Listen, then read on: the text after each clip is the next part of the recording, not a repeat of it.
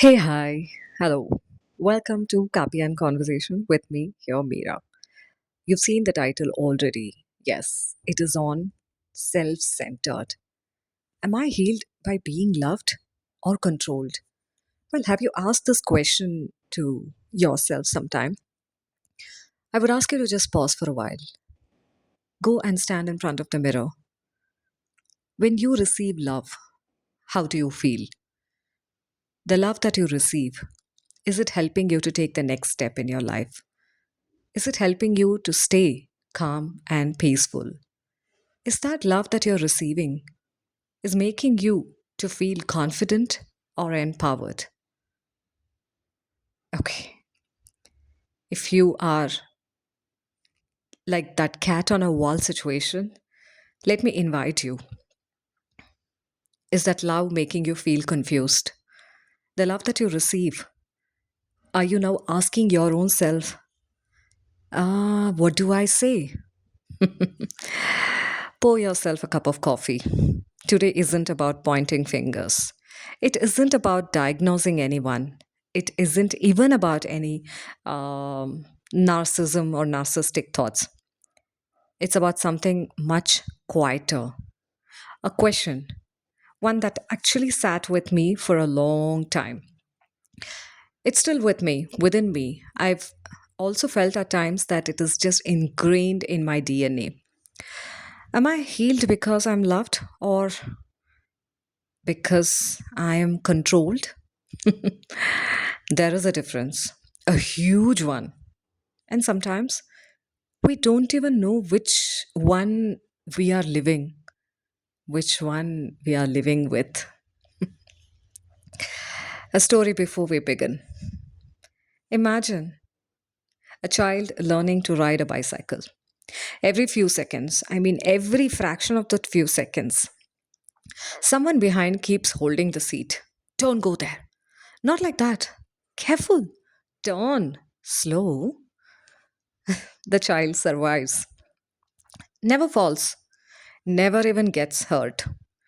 Years later, the child is now, say, 35, still waiting for someone to hold the bicycle. The body grew. The confidence never did. Now tell me, was the child protected or controlled? Was the child protected or was the child controlled by the fear operated by someone who was giving the directions or whatever you call it as? Sometimes they look exactly the same. I would say it's the mask we wear. One thing, again, I'm sure even you have observed while working with people or while interacting with people, very few people wake up saying, today I am self centered. Oh, well, not most of us would get up saying that, hey, I am self centered. You don't say that. But do you really feel that is my question? I presume most of the time, or the answer is no. Most of us simply become what helped us survive. Do you want me to say that that sentence again? I would do that. Most of us simply actually believe or we become what helped us survive. Sometimes we speak loudly because nobody heard us. Sometimes we demand attention because once nobody noticed us, um, we want people around us, not because we love them. Yeah, we might love them a few. We want people around them, but not because we love them all, but because silence reminds us of abandonment. Yeah, when there is no noise around us, the noise in the mind, or even a pin drop sound in within our mind is louder than the speaker just next to you. Sometimes what appears as confidence is actually fear wearing that expensive clothes. I've just, as I'm sharing, my thoughts, my experiences over here, this is something that I observed with my own self and with the people that I've been working with. There is a confusion between love and control. Some of us grow up believing if someone asks where I am every hour, we think they care. Of course, they care. But is it actually what it is like they care? Or is it the fear that they operate out of? Most of us operate out of the fear. We run on the survival mindset, right? That's a mechanism we are used to. We feel unusual if we don't fear. I mean, you should definitely care about people who step out of the house. You check up, you check where they are, how they are. But when you do that or when you receive call every 1 hour, I'm pausing for you to think. If someone decides everything for me, does that mean they love me? And when someone gets angry because I spoke to another person, are they protecting me? Maybe so, but not always. Sometimes love gives space and control occupies it. Love says, I trust you. And the control, I trust you only if I can see you. I think love allows mistakes and control punishes them. I can add so on and so forth. I feel the love when we receive, or love as such, would create people. Control will actually create performers. And performers, what happens after some time when you just keep performing for somebody else in the name of love, you get exhausted, right? What is the story we tell ourselves? There's something fascinating that I want to share. I think our brain doesn't remember events, it remembers the stories we built around those events. Someone ignored us once. The story became, or it would be, I'm not important. Someone might have, criticized us. And the story that we feel is, I must, um, I must become perfect. Someone might have left us. What's a story that you run? I'll never let anyone leave again. So, by saying so, you are preparing a blueprint for your life, which is saved in your brain that I will never let anyone leave me.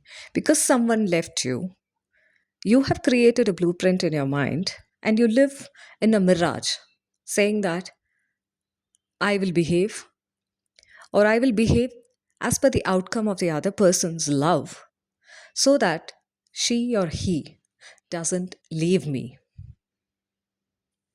You can pause, rerun this few seconds to few minutes that I shared, and you can really think what I'm sharing.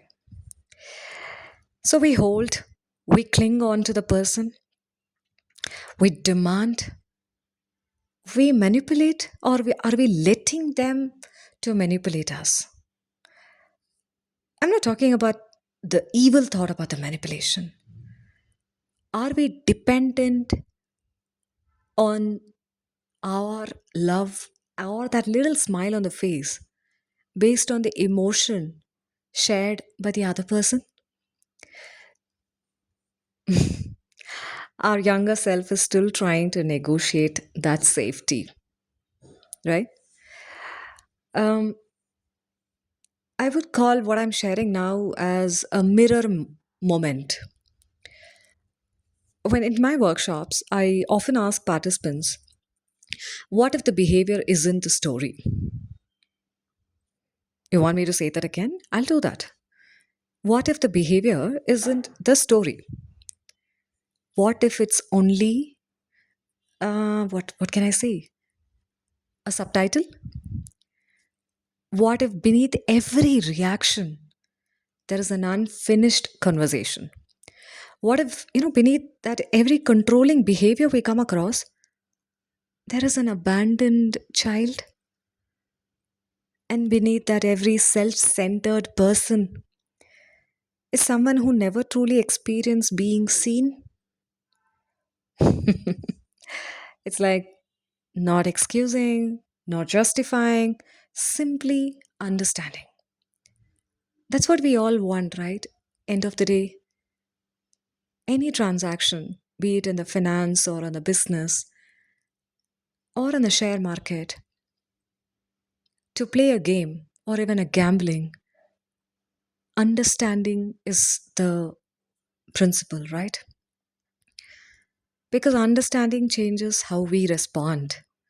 For example, if we understand how to play a great game, we would win or we would experience what needs to be done to win.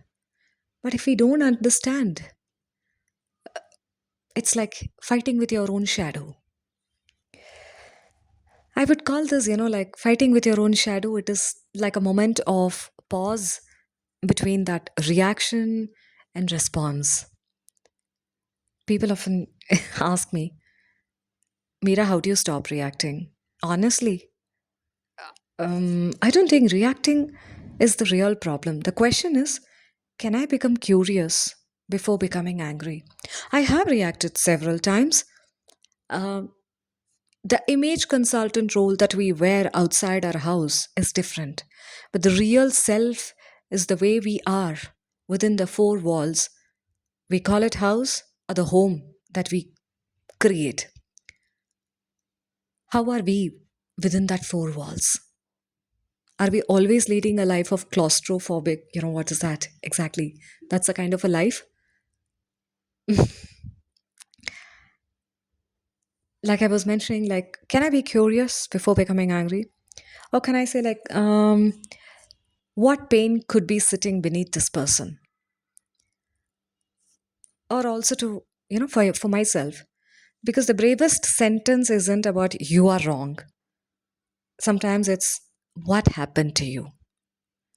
I mean, for us to get into that mode, that emotional mood to say, ask what happened to you, it takes a lot. And sometimes it's even harder. What happened to me? As I'm going slow, I just want you to pause and rerun this thought. What happened to me? I really feel like I've just swallowed a mountain. It's really heavy because when I go for workshops, I use story as a mode, a connecting tool. Because when we share the story, what happens? A person, whoever is listening, the participants, they just listen to my voice and they go about creating the visual in their mind. So today, I leave you with 3 cups of coffee. You want to know what it is? The first for the version of you that only wanted to be loved. I'm telling that again. The first is for the version of you that only wanted to be loved. And the second for the version that mistook control for care. And the third cup of coffee for the version that is finally learning that healing isn't about being controlled or controlling others. Healing is about feeling safe enough to simply be yourself. Before we end, I want you to carry one question into your day. When I say I feel loved, am I describing freedom or dependence? The answer changes everything. The answer to the question that I asked and the response that you have for that will change the entire narrative and, of course, the script. The character remains the same, but the character will know how to build the next word, sentence, paragraph in the story that you want to. As always, thank you for joining me on another episode of Copy and Conversation. If this conversation, made you pause, Don't keep it to yourself. Share it with someone who loves understanding people, not by judging them. Until next time, keep listening, keep reflecting, and keep discovering the story beneath another story that you have created. That's it for today. And thank you so very much. We'll see you in the next cup of Kapi and conversation. Bye bye.